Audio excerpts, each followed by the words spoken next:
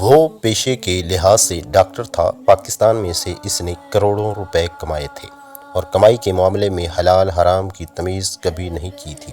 اس نے اپنی اولاد کو تعلیم دلوانے کے لیے امریکہ بھیج رکھا تھا۔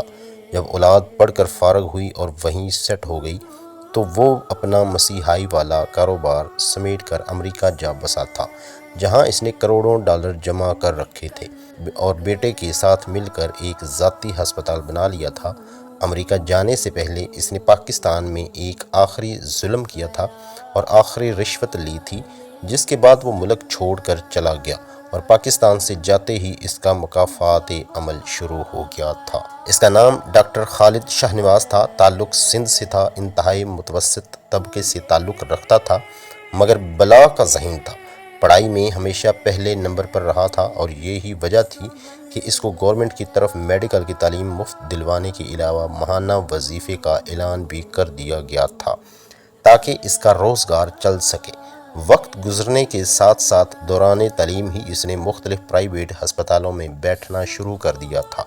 یہاں تک تعلیم مکمل کرتے کرتے اسے نہ صرف کام تجربہ ہو گیا بلکہ وہ یہ بھی سمجھ چکا تھا کہ بنا مریض کا احساس کیے انسانیت کے جذبے کو مار کیسے کمیشن کی خاطر علاج کے نام پر غریب لوگوں کو بغیر ضرورت کے ادویات دینی ہیں، یہاں تک کہ اپنی کمیشن ہاتھ سے نہیں جانے دینی چاہیے، سامنے والے انسان کی جان ہی کیوں نہ چلی جائے۔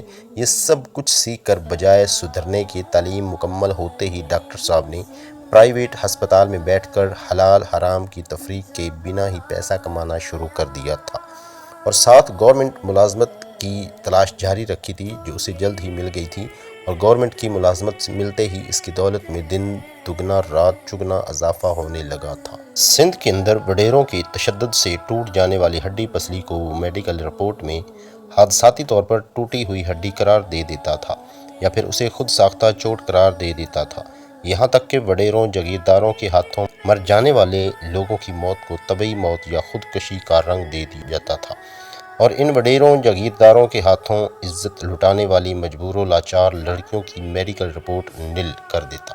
اس سب کے بدلے وہ لاکھوں روپے وصول کرتا تھا۔ یہی وجہ تھی کہ ملازمت کے محض 5 سال بعد ہی وہ کروڑ پتی بن گیا تھا۔ بعد ازاں جب حرام کی کمائی پاکستان میں سنبھال کر رکھنا اسے مشکل لگنے لگا تو اس نے اپنی دولت امریکہ منتقل کرنا شروع کر دی۔ مستقبل بعید میں خود بھی وہیں جا کر اپنا مسکن بنانے کا فیصلہ کر لیا۔ اسے یقین تھا کہ وہ اپنی ملازمت پوری کرے گا کیونکہ وہ ہمیشہ ظالموں کے ساتھ کھڑا ہوا تھا اور ان ہی کو سپورٹ کی تھی۔ اس نے شادی بھی ایک جاگیردار کی بیٹی سے کی تھی تاکہ سیاسی طور پر مضبوط رہے اور ملازمت میں کوئی خلل نہ آئے۔ 2 بچوں کے بعد اس نے بیوی بچوں کو امریکہ بھیج دیا، خود پاکستان میں اپنے ہسپتال بنا لیے جو اس ملک کا سب سے منافع بخش کاروبار ہے۔ یہاں سے حلال حرام کما کر امریکہ بھیجتا رہا جہاں اس کی اولاد اس پیسے پر پرورش پاتی رہی۔ اس کے پاس آخری کیس ایک لڑکی کا آیا تھا جو یتیم تھی، اس کا باپ غریب حاری تھا اور وڈیروں کا تشدد سہتے سہتے مر گیا تھا۔ بعد ازاں وڈیرے نے اسی یتیم لڑکی کو ڈرا دھمکا کر نکاح کر لیا تھا اور جب اپنی ہوس مٹا چکا، دل اس غریب مزدور کی بیٹی سے اکتا چکا تو اس نے لڑکی کو زہر دے کر مارنے کی کوشش کی تھی، مگر نہ جانے کیسے لڑکی کی ماں موقع پر پہنچ گئی اور مجبوراً اسے لڑکی کی والدہ کے ساتھ لڑکی کو لے کر ہسپتال جانا پڑا۔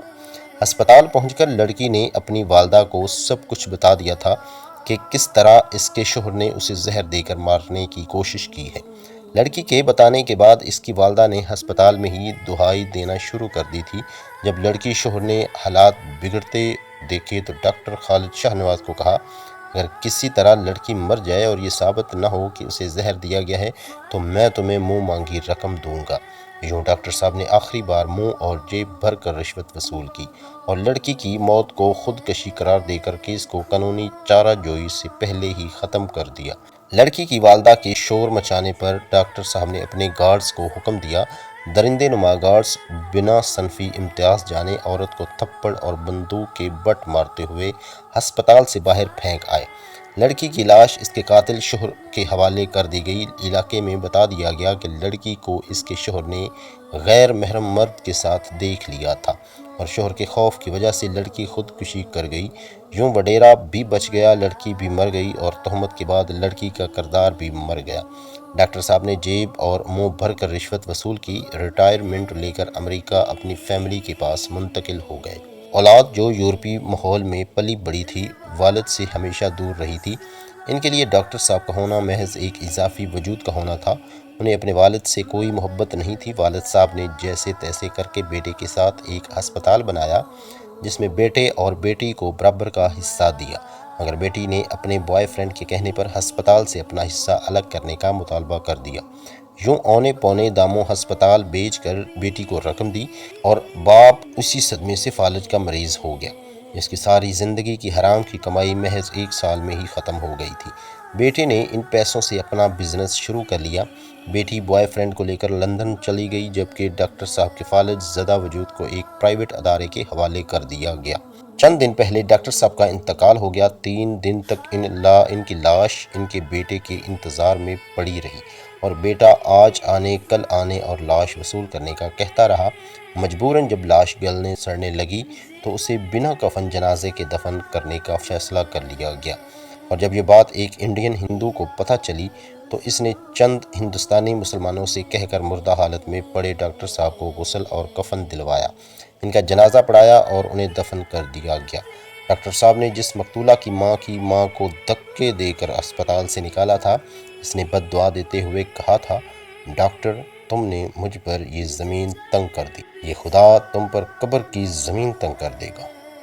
اس کی بد دعا پوری ہوئی اور جس قبر میں ڈاکٹر صاحب کو اتارا گیا وہ ان کی وجہ سے بہت زیادہ تنگ تھی۔ مجبوراً بزور بازو قبر میں لٹایا گیا اور مٹی ڈال دی گئی، مگر افسوس جس اولاد کی خاطر انہوں نے ساری زندگی خدا کے احکامات کو پس پشت ڈال کر زندگی گزاری، آج وہی اولاد ان کے آخری دیدار کے لیے نہیں آئی۔ اللہ حافظ۔